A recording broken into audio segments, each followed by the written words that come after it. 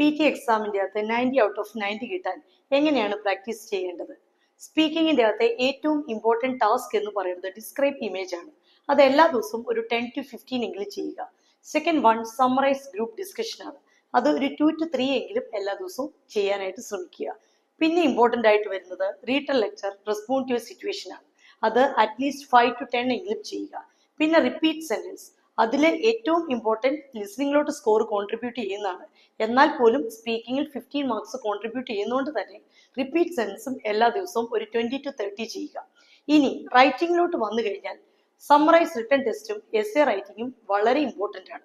അതുകൊണ്ട് തന്നെ summarise written test 2 എണ്ണമെങ്കിലും എല്ലാ ദിവസവും ചെയ്യുക, പ്ലസ് 1 എസ്സേ റൈറ്റിംഗ്.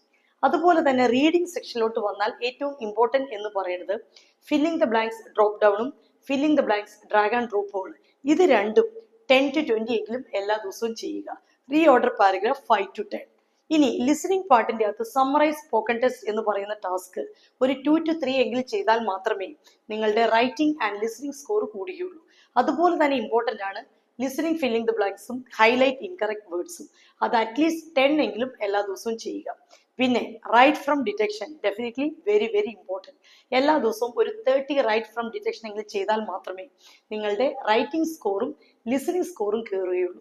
കാരണം റൈറ്റ് ഫ്രം ഡിറ്റക്ഷനിൽ നിന്ന് 30 മാർക്സ് ആണ് റൈറ്റിങ്ങിലോട്ട് കോൺട്രിബ്യൂട്ട് ചെയ്യുന്നത്.